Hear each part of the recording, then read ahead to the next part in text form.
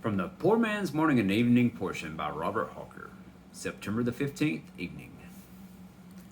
A doorkeeper in the house of my God, Psalm 84:10. My soul, hast thou ever considered the blessedness of such an appointment, of such an office, when truly followed up?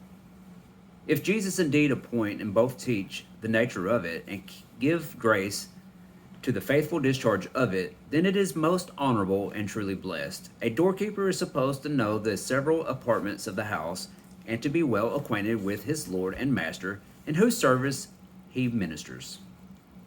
He is supposed to also know who goeth out and who cometh in, whether his Lord be at home, and how his fellow servants are employed in their ministry.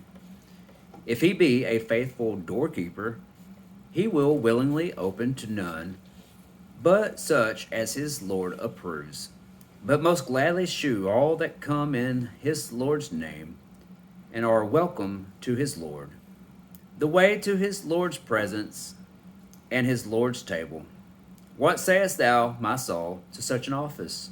Surely to be an hewer of wood, and a drawer of water in the service of the sanctuary is an honorable employment, and how much more to be a doorkeeper in the house of God. The man after God's own heart was so delighted with the thought of God's house that he seemed to begrudge the constant abode of the birds that made their nests at the altar.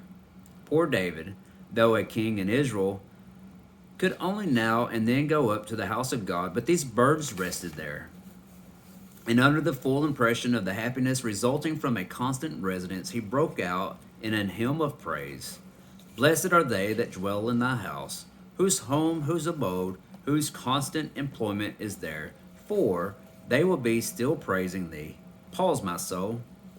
Hast thou the same views as David? Consider wherein the blessedness consists. The servants of the Lord who dwell in their Lord's house are blessed, not because they are in the receipt of wages, not because their bountiful Lord provides a table for them, but because he gives them employment, and his praises are their meat and drink. They will be still praising thee, saith David. Yes, the house of God is then in heaven below, where the servants of the Lord find their joy and happiness from the everlasting praises of God and the Lamb. But alas, if the servants of the Lord's house, in any or all the departments from the highest to the lowest, dwell there, not to glorify the Lord and promote his honor, but to serve their own bellies, and like the finger posts to the traveler, stand to direct him in his way, but move not a step themselves, so far from a blessedness that they will find in the end of their labors, that the heaviest of all condemnations will follow. Blessed Lord Jesus, thou wert a doorkeeper indeed to thine own house, that in all things thou mightest have the preeminence. Thou, for the love thou hast to thy master, to thy church, thy wife, and thy children, didst, like the Jewish servant, submit to have thine ear bored at the doorpost, to go out no more free, but to remain forever. Oh, the grace to cry out in the review of such love as passeth knowledge. I had rather be a doorkeeper in the house of my God than to dwell in the tents of the wickedness. See Exodus 21:5-6.